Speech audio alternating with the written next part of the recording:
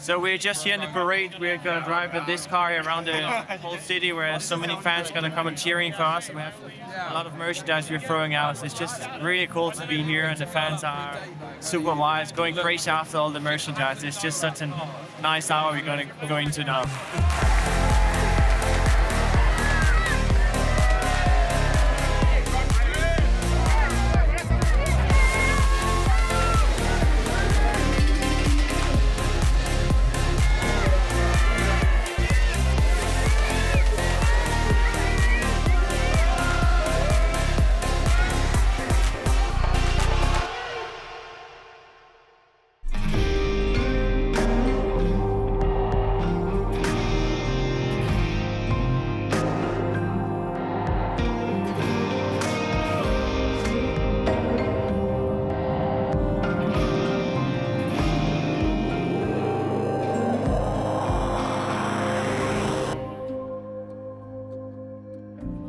So now we're here, we're just prepping the car for the last preparation before the race.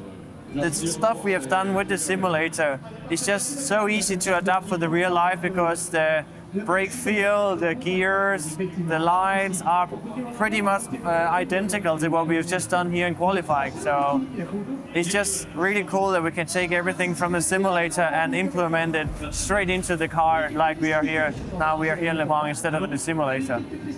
We are in such a good space now. We are starting on pole position. I did the qualifying Wednesday and made it into hyperpole. The top 8 is going into hyperpole, and then my gentleman driver Brandon, he did the hyperpole and he actually ended up on pole position. So we're just so happy, all the team. We had such a great time there in hyperpole when Brandon, he did a mega lap.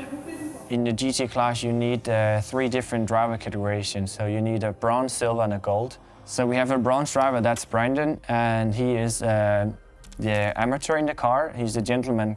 So this is not his full-time job. He has a separate job apart from this. So everybody needs to have a gentleman driver in the car in this class.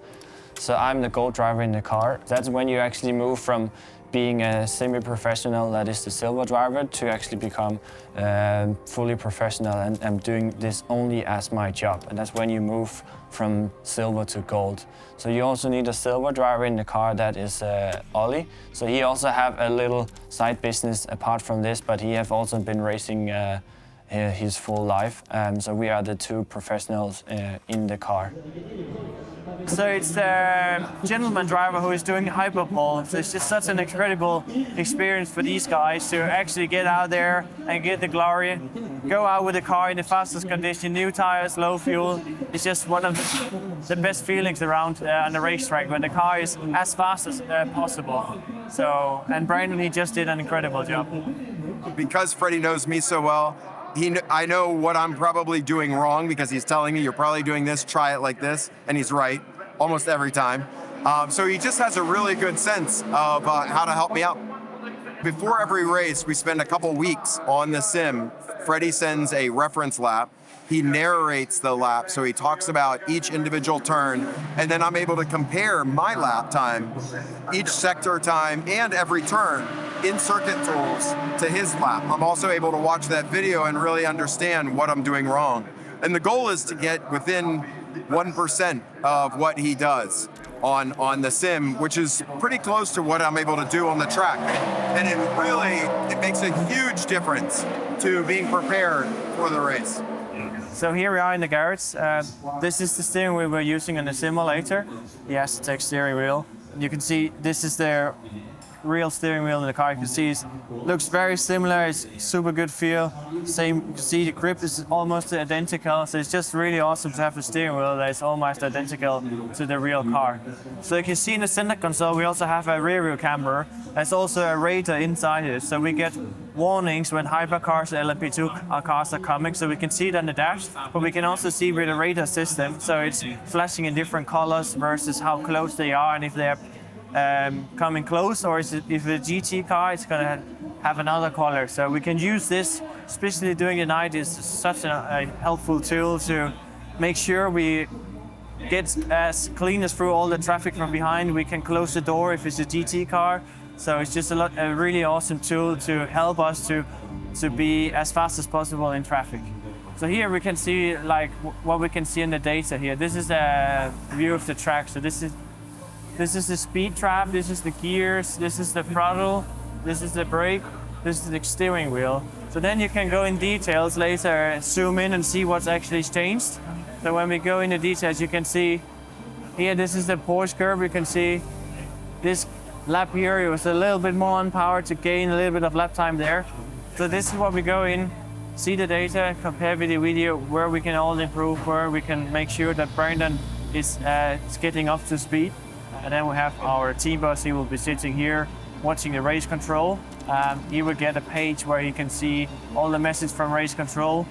They are texting flat out during a race regarding blue flags, like if there's a full course yellow, if there's a car spawn or whatever, he will get the information there, and then he will say it to us. Where the engineer, he will tell us mainly about what strategy we should be at, how much fuel we can use, what other strategy parts we have to do. This is our tire department where we can see all the tires we're fitting for the race.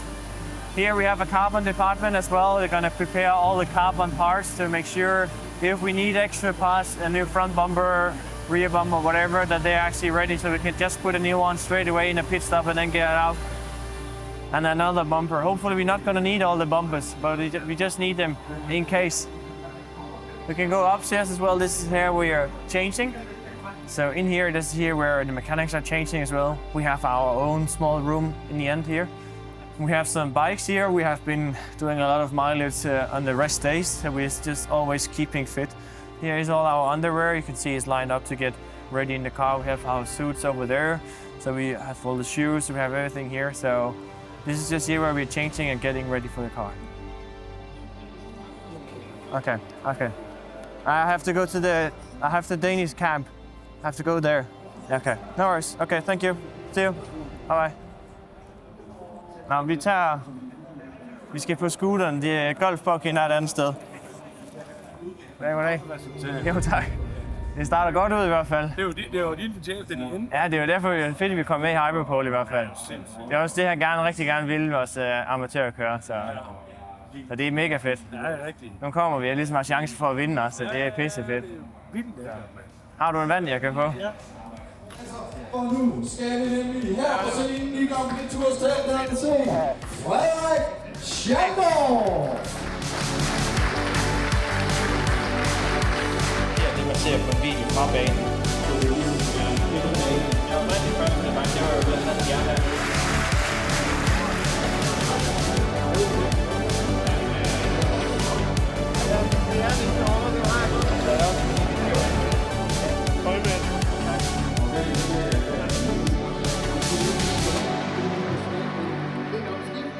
So now we've just been in one of the Danish camps. It's just an incredible experience to be there, and the atmosphere is really cool. So it's just so awesome to be there as a Danish driver and have so many fans here at Le Mans. So I'm just really excited to now take the start on Saturday.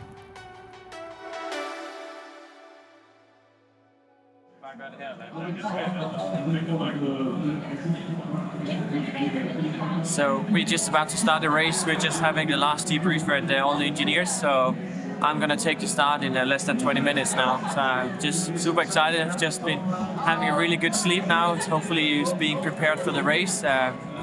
Yeah, I'm just excited to get started. I've been ready for many days now, so I'm just looking forward to take the start. I'm not really emotion when I drive because I'm trying to keep all emotions away because it doesn't make you perform better at all. You can only actually affect the performance if you're not in emotion in the correct mood.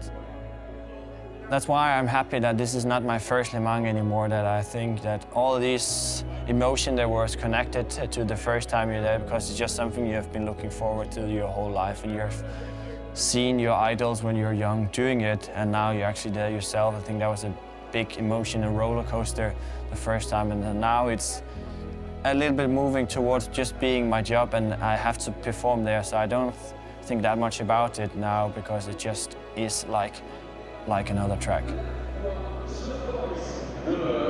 Let's go, mate.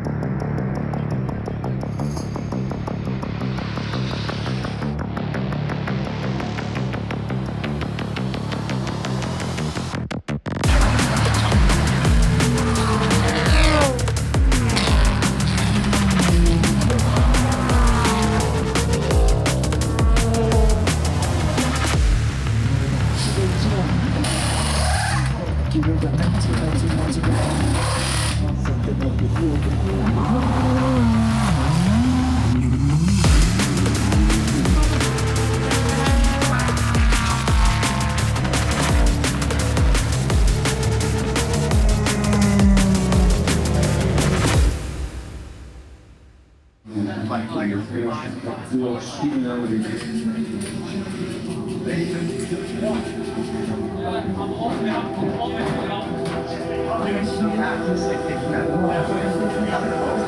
yourself.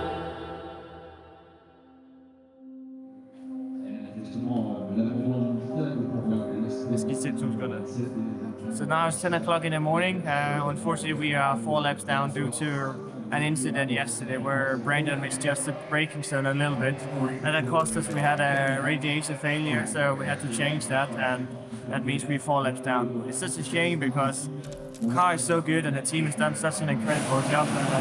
It's just been pretty much fastest on track every time we have been out there, so it's just really sad that we're actually not on the lead levels and being able to fight for the win, because I really think we have everything it takes to do this. It's just really disappointed about this because so much effort has been put into this, and now it just all ending up just because a tiny mistake for.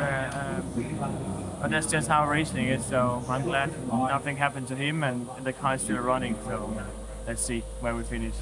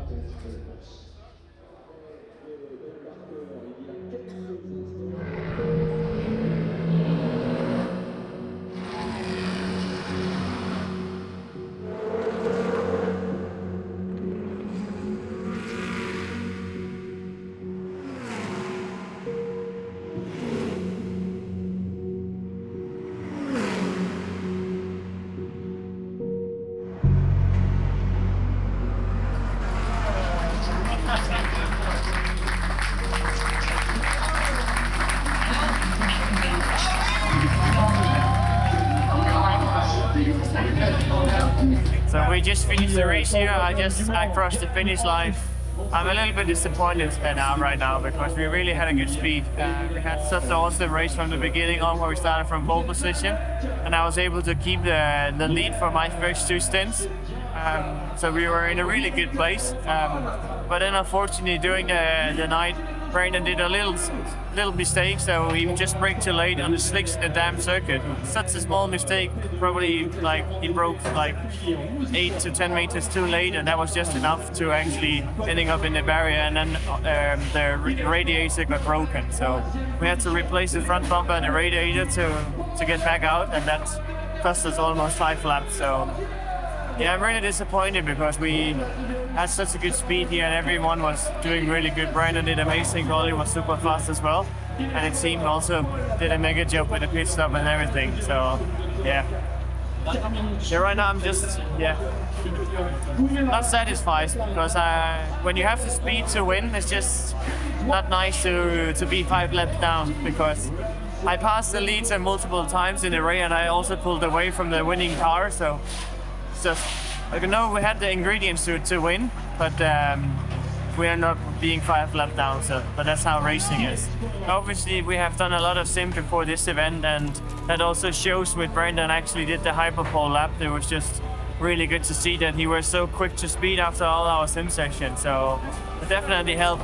Obviously, what the sim cannot do is in this kind of tricky conditions where we have mixed conditions, the sim is very difficult to provide these kind of situations. So this is just by feel from natural from karting, from our previous experience. So where the sim is awesome to get either it's proper rain or proper drive, but these mixed conditions on dam is almost impossible to replicate in the sim. So, but definitely helped us to be as quick as we were. So I'm just really glad we have a good preparation. So I'm just glad to be here, and hopefully I'm gonna be here back next year again.